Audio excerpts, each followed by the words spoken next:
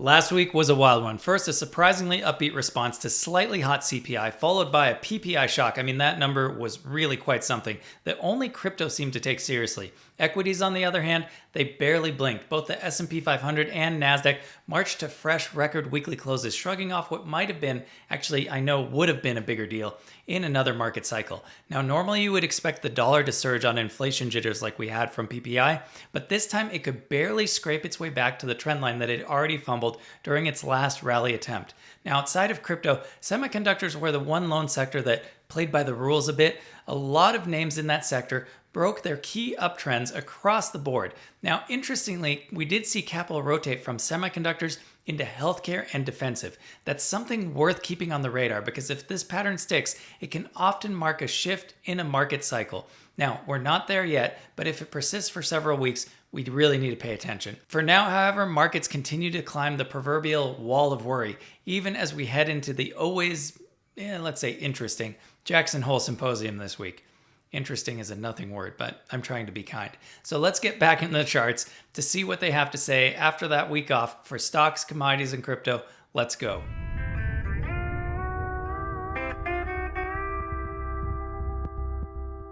This isn't financial advice. Past results are not indicative of future performance. Do your own research. Welcome back to the Trading Apologist. My name is Tom, and it's really good to see all you guys again. Thank you for your patience during my travels last week, and thankfully the markets didn't go too crazy outside of that PPI number, but now a lot of cryptos and some equities are on key support, so it's a great time for us to get back into the charts. Before we dive in, if you do find value in the content, please like, comment, or subscribe below. It really helps the content get out there to more people, and it means a lot to me personally. Now, I had a whole intro scripted, but I'm gonna go off the cuff a little bit here because we are in a very tricky trading environment right now. On my drive back to Canada on Saturday, I had 9 hours in the car. So I caught up on a bunch of podcasts, and a lot of the YouTubers that are traders that I listen to, the ones that are really good even, are not making definitive predictions like they normally do. And I just want to share that to encourage any of you that are having a hard time trading right now, that the environment we're in right now, with low summer volume, bit of indecision in certain sectors, can be very challenging. It's not as clear as it was a couple of months ago. Even a month or two after the April dip, there were much more clear patterns and structure that we could follow for clear entries and exits. So I've had a few people reach out saying, I really need to get my trading down because even in a bull run, I'm losing money. My encouragement would be at times like this where the trend is uncertain a little bit, it's okay to slow down your trading. I've done that personally. I'm not taking as many trades. I think I just opened a couple call options last week, and most of what I'm going to go through in the charts, I'm actually starting to trim positions and open myself up with more cash just in case there is a dip as we get into that early September seasonality. What I find is often best to do in market conditions like this is to just reduce trading to simple if-then statements. So that means if you're looking at a trade, you could have a resistance overhead, a support down below, and the statement would be, if support breaks, then I'm going to take action X. And if resistance breaks, I'm going to take action Y. And it's very easy to just simplify your trading that way. And if this support breaks, then you're going to look to the next level down below or the next resistance level overhead as that trade continues to evolve. Also, one of the biggest superpowers you can have in trading is to be patient and let the trade come to you. We always talk about not chasing pumps and letting the trade come to you. And this is especially true right now. I think the best example I can think of is REMX, the rare earth minerals ETF that I was talking about 2 weeks ago, where it was dropping down, but it didn't get to my buy zone. So I missed that trade and it has since moved away. Now I could chase it, but as that's already run up, I'm exposing myself more because the higher it runs, the more there is a chance of correction. Whereas if I get in on a good support level where the charts are oversold, there is less room to the downside and there's a better chance that I'm correct in that trade and it's going to turn around. So we always want to stack the odds in our favor. And I think employing an abundance mindset right now is very important. So if something runs away from you, instead of chasing it, don't think, gosh, I missed that trade. Think, well, that's moved. What other opportunities are out there? And there's lots of rotation happening right now, as we saw with healthcare and defensive. is catching a bid. And then I'll also talk about quantum computing names as we get into the charts today, because a lot of those are tightening up right now, and they're getting to an inflection point where they're going to have to make a decision. So there might be some good opportunities there. So let's get right into the charts. Okay, starting here on the S&P 500, and we've cleanly recovered from that sucker punch on the weekly chart. And you can see we had those fresh all-time high closes with not too much action today to start the week. If we go into the daily time frame, actually I'm just noticing the 20-week moving average, which normally plays support on the S&P 500 if we ever get a correction, has really ticked up this last week and now is almost sitting at 6,000. So I've also got this dotted line here as this little gap fill that we still have on the charts here. If we do see some kind of bigger correction, I'm really eyeing this level. And as we discussed in past videos, when we do see a more meaningful correction, it can be in that 5 to 8% range. And we normally see 2 corrections a year. We already had one big one, but I'm not saying that's a guarantee. But if we do have a painful end of August or early September, that could be an area that we're looking out for around that 6,000 number. But we've got all these levels on the way down that we need to make our way through one step at a time. And currently we are still holding cleanly above 6,430, which was this previous high before we had that big drop 2 weeks ago. If we look to the NASDAQ, it's a very similar scenario to the S&P 500. We are holding above those highs from 2 weeks ago at 23,000, let's say 600 here for the NASDAQ. We almost bounced off of that today. So watch this level. If these kinds of levels break, if we break that high, then I'm looking to the next line of support below, which is at 23,237. And then we have another line below that at 22,950. So I'm just taking this one step at a time for both the NASDAQ and the S&P 500. Again, I'm not saying we're going to drop down, but we should anticipate that eventually we are going to get weekly consolidation. Continuing perpetually in an uptrend like we've been in isn't sustainable in the long run. It can keep going longer than you would expect, but we need to make ourselves ready and have plans for the eventuality of a correction or more sideways consolidation. Turning to SMH, the semiconductors ETF, you can see that rotation out of semis that we got after the PPI report last week, and we had a little bit of a bounce today. But the real interesting chart I want to look at as the sector leader is NVIDIA. And if we pull that up here, now if we look at NVIDIA on the daily time frame, you don't have the cleanest overhead trend line, but I'm going to zoom into the 4-hour in just one moment. But the main thing to note here is that we've been in this uptrend in NVIDIA since the tariff low on April 7th. And there are times where we've touched the trend line and now we've broken through it and we've just retested it from the underside. So the question is, are we going to reject from the underside of this trend line and keep consolidating either in sideways consolidation, or perhaps we correct a little bit, or are we going to reclaim it, which we saw something similar on another strong name, Palantir, a couple of weeks ago. But if we go into the 4-hour, it can give us just a little bit of a cleaner picture. And if we see the after hours price action, you can see that NVIDIA is really struggling at that $184 level. On the run up with our fib extensions, we were targeting 175, this blue line here, which we've since broken through. And the extension target, this was the 1.5 fib extension, the 1618 was at $187. We are cleanly in the middle of that range right now between those two targets. So if you are in this, yes, could NVIDIA keep running to the low 200s? Sure, but we've talked about this. It's not going to do a 2 or a 3x like other names as a $4 trillion company. So if I had been holding this for the last couple of years, this would be a time where I would be looking to rotate profits into other names and other opportunities in the market that can move a little bit more. Of course, that's not financial advice. You have to do what is best for you. And if this feels like a long-term hold, absolutely do that. And I think NVIDIA is still going to have a lot of tailwinds just in terms of all the orders they are receiving for their chips and their other partnerships. Another semiconductor name that has had a strong move is MU.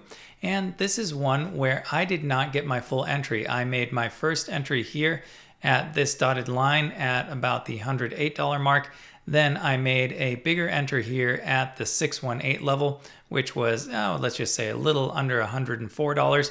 And I was waiting for a retest of this trend line or the yellow 200-day moving average to deploy the rest of my position. That didn't happen. It turned around on me, which is totally fine. Now, I just want to bring this up because of what I talked about in the intro. I don't want to chase it at this point. I would rather rotate that into something that hasn't run yet, that is at lower levels. If we're looking just at the cloud from the confluence model, we did break back into the upper cloud, and now we bounced off the center cloud here as support, which normally sets this up for more movement to the upside to chop around in this upper band for a couple of swings before we break back into the center band for some consolidation. Just stopping by with the dollar real quick, DXY, to illustrate the weakness. So we had this inverse head and shoulders with the target up here at 101.6. You can see as we broke through, we only got about halfway there, hit this line of resistance and have rejected. And then on Thursday, this is our PPI candle right here, where normally you would expect the dollar to explode on massive PPI like that. And it just barely got back to the trend line. And now we're testing it again. The dollar should have a breakout eventually. It is very heavily shorted right now, which always puts me on alert. But in a macro sense, I still think we are in a downtrend for the dollar. And I think we are going to still test lower prices around 94 or so. Looking to gold, not much to report outside of the fact that gold has been in this massive consolidation and tightening range since April, which means some kind of volatility is going to be coming soon. If we look at gold on the weekly time frame and we just compress this way down, you can see the last time we saw consolidation that rivaled this, not rivaled this, we've gone much longer than this chunk of consolidation here. I'm trying to see if we have anything. Yeah, right here we had some consolidation that was longer than that. That was from March of 23, the middle of March. And then we had this dip and it'll move up. But let's just call this all one period of consolidation. March through February, March of 23 through February of 24. So that was obviously longer right there. But we don't often see big consolidation periods like this for gold. So some kind of move is going to happen before too long. And if gold moves to the upside, I'm just worried that that would mean bad things for risk assets, because gold moved up, obviously, as we had those tariff fears in April and people were de-risking. And since the market has rallied, gold has really stalled at this level here. So it's something to keep your eye on. If you see gold breaking up, that's a first indicator to you that things are going a bit more risk off, and it might make sense to hedge some of your plays a little bit. If it's dropping, that's a good sign for more risk on. Looking briefly to REMX, and I know I said we wouldn't cover this one anymore, but I just want to illustrate the point of not chasing. So we had this massive downtrend that ran for a couple of years, and the breakout just rocketed away. 84% from the lows in April from that breakout. If you would have caught that, we are up almost 50% there. And on this pullback here, I had my level set around $47. That was the 618 level right here on the fib retracement that I would have been happy to enter this at. Also, I was looking to the center cloud of the confluence model where we normally pull to in an uptrend, but I'm already so far behind that I don't want to chase this, and I don't want to get in now. Yes, this could run more, but I'm employing a bit of patience right now. In the upper band of the confluence model, we know we normally take 2 to 3 swings before we correct back into the center. So perhaps that means something like this as this center cloud comes up, and then we consolidate a bit. So I'm going to see if I am going to be awarded another entry. This might be months from now. I'm not saying this is exactly what price action is going to look like, but if I don't get an entry on this, that's okay. There are other opportunities out there, and I really want to encourage you guys to start thinking about the market like that. Try not to get FOMO when you miss something. Instead, look to your left and to your right and say, what else can I get into that hasn't run yet? Moving over to Bitcoin, and there are really only 2 things I'm looking at on Bitcoin. I'm looking at the RSI on the weekly chart, and I'm looking at key levels on the daily chart. And starting here on the weekly, we obviously had a bad weekly candle close with this massive topping tail. And now we are just looking at breaking down from this 62 level on the weekly RSI. We still have 6 days to go till the weekly candle close. So there's a lot of time for this to rebound and the RSI to bounce. So really keep your eye on that as we get into the end of the week. But as we discussed a couple months ago when we broke down, at this point, in the last 3 bull runs, 8 out of the last 10 times that we have broken below this level, it led to a fairly meaningful correction. Not the end of the bull market, but a pullback of at least 10%, normally more. This was one of the anomalies, so now we only have 8 of the last 11 times, leading to a bigger correction. So it's not guaranteed, but the odds are stacked in the favor of the correction being a bit more meaningful if we get a weekly candle close below this 62 level on the RSI. And then, of course, we still have our massive weekly bearish divergence.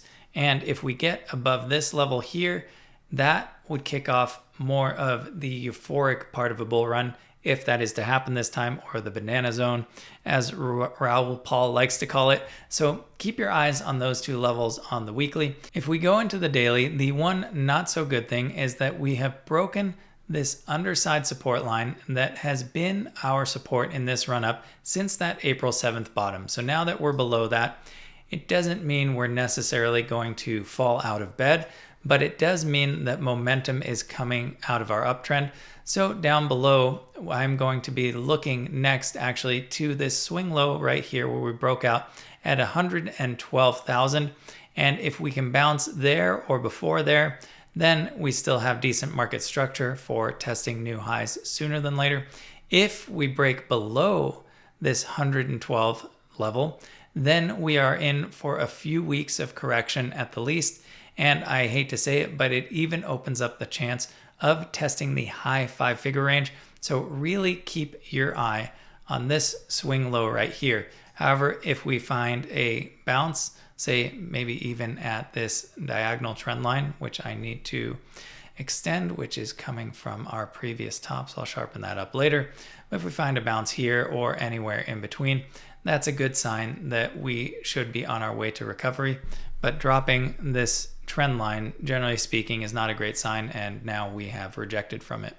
Solana, on the other hand, is looking a little bit stronger structurally, but we did just break this underside support, which is coming from the August 2nd low right there.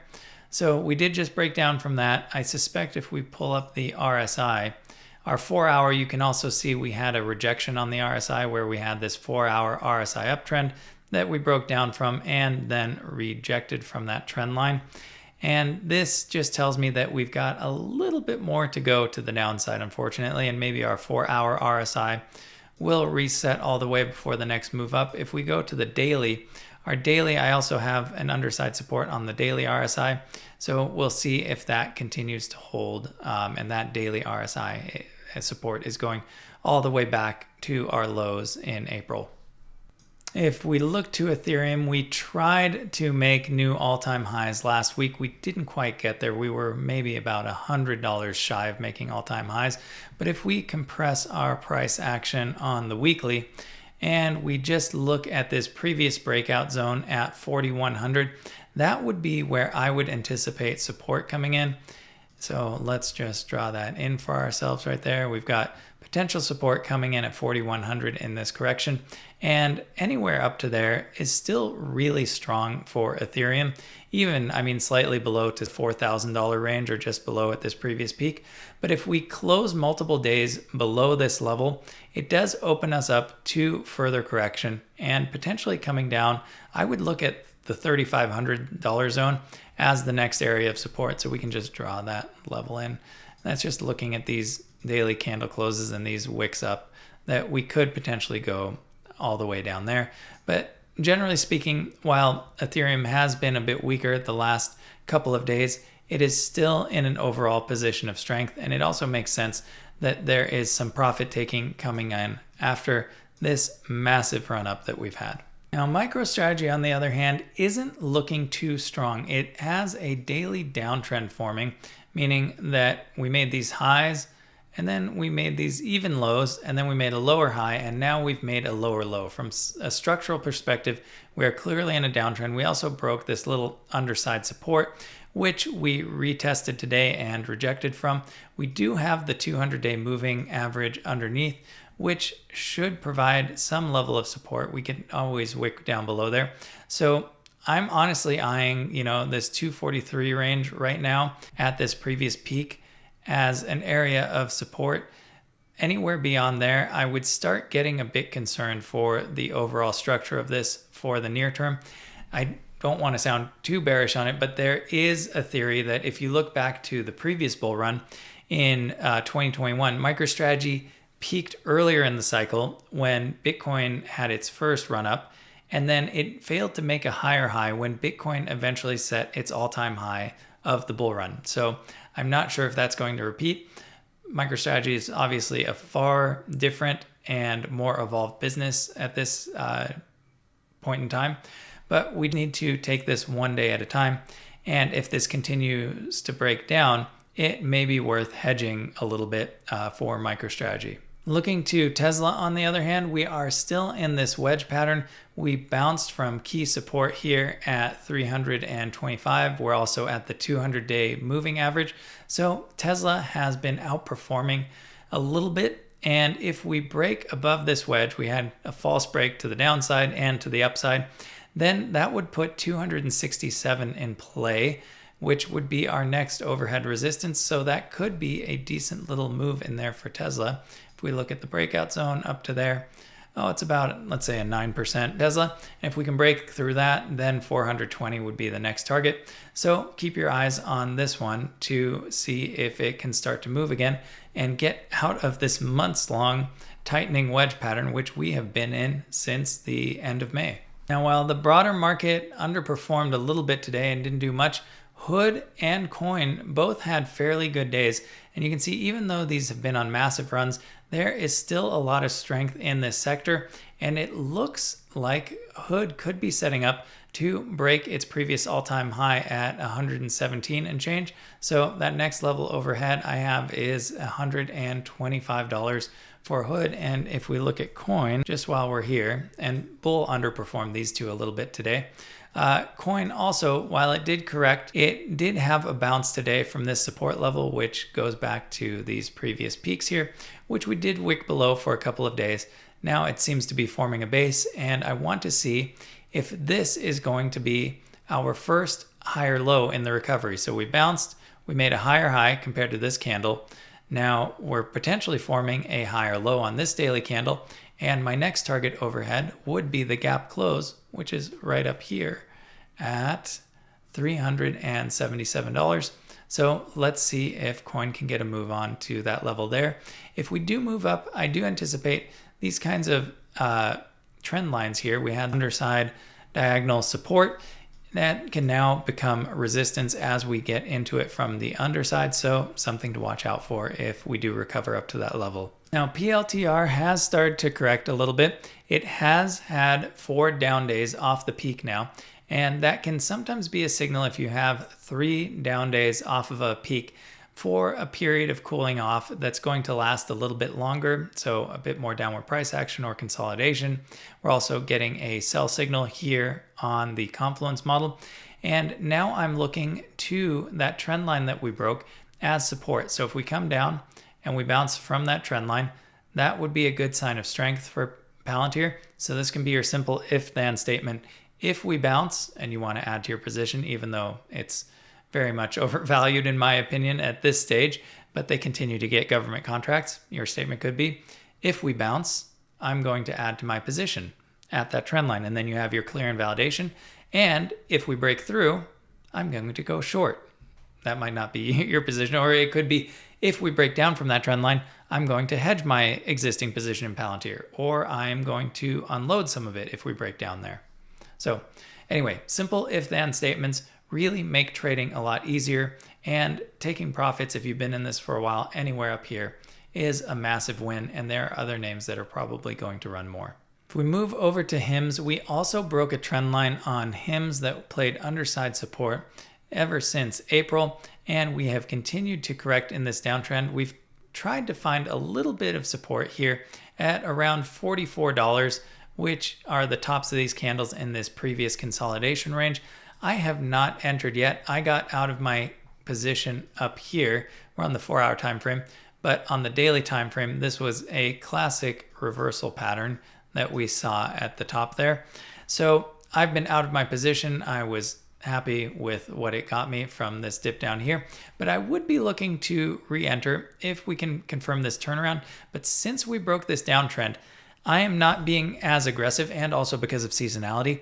There are times where if this was, say, 6 weeks ago, I would have bought right here at support and I would have been more confident in that. Now, because of the period we're in from a seasonality perspective, and because we broke this downtrend, I'm saying the stock has to prove it to me. So I want to see that structural change of a higher high compared to these highs, and then a higher low being set. And then if we start to bounce away, that would be a more confident entry for me. And then we could try to mount a recovery from there. So HIMS has some proving to do, but it is still one that I am keeping my eye on. And I am still targeting this overhead extension. I mean, honestly, all the way $84, 74 and 84 are my next two levels overhead if this can continue to run.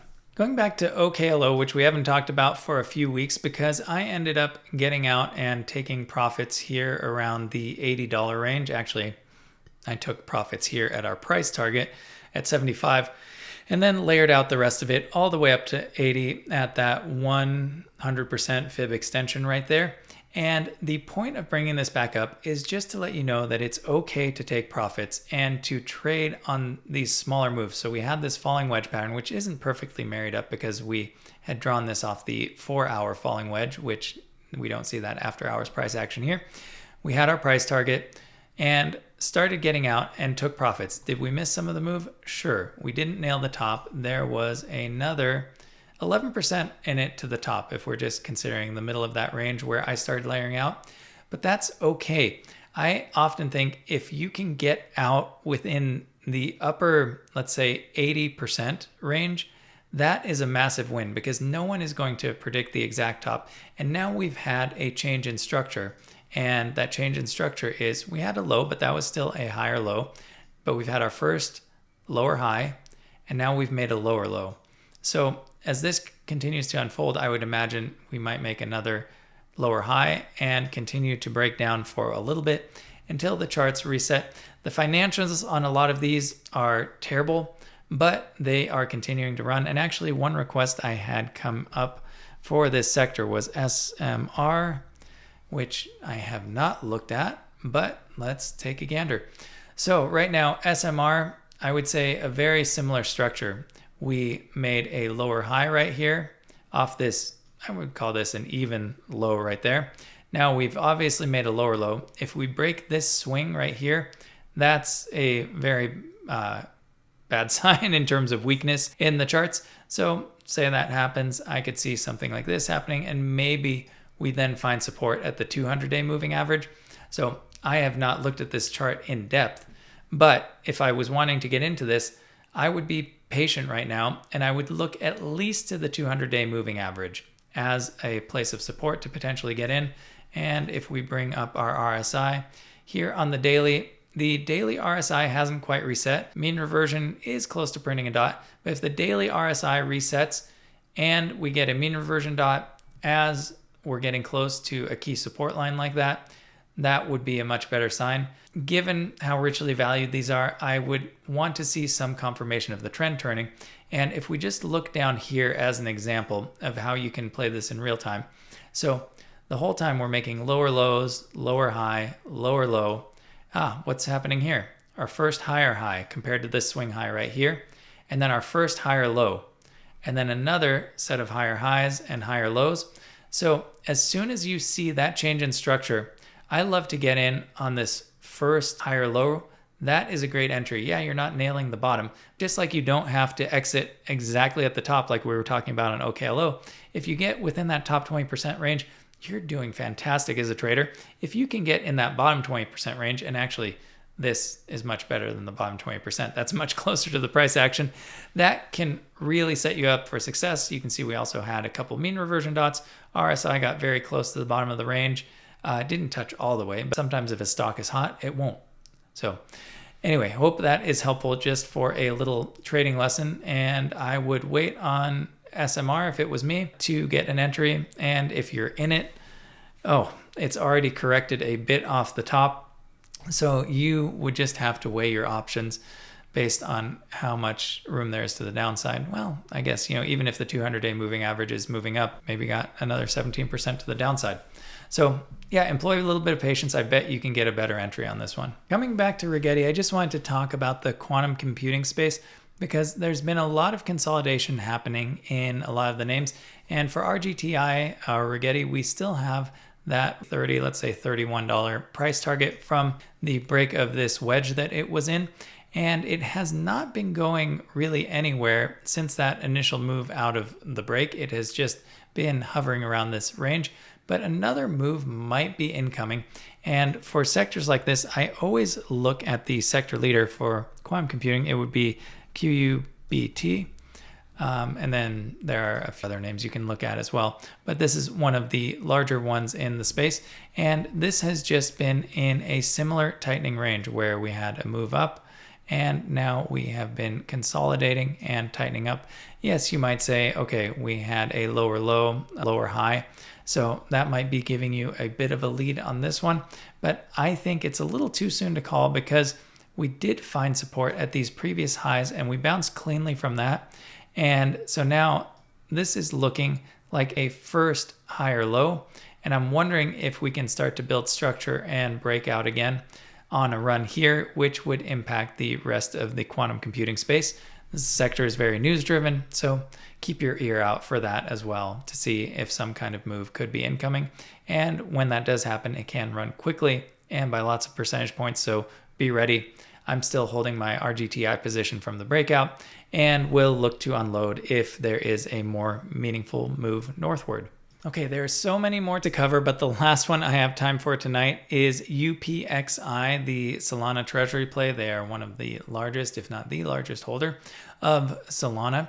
And there's something interesting on this chart that I wanted to point out. There has been weakness recently in a lot of the treasury names, but this one is doing something that you don't see a lot, which is lower highs in the price and higher highs in the RSI. We often talk about bearish divergences, where you see higher highs in the price and lower highs in the RSI as a bearish signal. But this is what is called a bullish reversal divergence, or sometimes just a bullish divergence, and it often signals waning downside momentum. So the logic of it is, for the price action, the lower high means that sellers are still, yes, they're pushing the price down relative to the prior swing when we had this big move up here. But even though we are seeing the RSI, the higher high, and that means that momentum as measured by RSI is improving, even though the price hasn't reflected that momentum shift yet. So the interpretation can be that this can indicate that bearish pressure is weakening and a trend change or rally might be approaching. So the context and time frame and volume, that's all crucial to this. We have had very low volume here. But if the daily RSI, the 4-hour RSI can reset a little bit more and we can mount another rally up, I would anticipate that we would at the very least get to these previous lows in the $9 to $10 range on that next move up for UPXI. Okay, one more that I completely forgot to cover, which is CELH, which hit our price target. And I was posting on X last week while I was out that I was starting to sell my call options here around 57.50. And the last couple of days, I have just layered out some of my calls one bit at a time. And today, actually, I said, you know what? I don't want to get greedy. We are into these previous highs over here. We have had 8 days up in this swing. Anything over 7 in that 7 to 9 day range up in one swing has a chance of a sharper correction and reversal. So I have gotten completely out of my calls on CELH now since our price target has been hit. I can rotate those profits into something else. And I also sold 25% of my spot. I was going to sell actually more of my spot, but since this has run so aggressively and cut cleanly through this level, I want to leave a little bit of a runner just to see what it can do, because I don't need the cash right now to move into something else. And if we correct back down, then I would consider reloading with options again. The one thing, if we do have a correction, we do have this massive gap fill. They don't always fill, but right here, we had a massive gap up and had that fill to the downside. That would be quite the pullback, honestly, back to $43. I'm keeping my eyes on it. If it looks like a bigger reversal is incoming, okay, I'll sell my spot or remaining spot as well. Okay, so that's it for the charts. As for events that could move the market this week, we have FOMC meeting minutes coming out on Wednesday, unemployment claims on Thursday, and Jerome Powell is speaking at the aforementioned Jackson Hole Symposium on Friday. Actually, there are lots of events happening there that could impact the market one way or the other. Now, as we enter into a slower period, from a seasonality perspective, keep your eyes on the key levels in the charts we reviewed. Especially in uncertain periods like this, remember, it's better to react than to predict. So set your plans and take the charts one level at a time as things continue to unfold. I look forward to seeing you guys on Friday for the weekly wrap-up. Bye for now.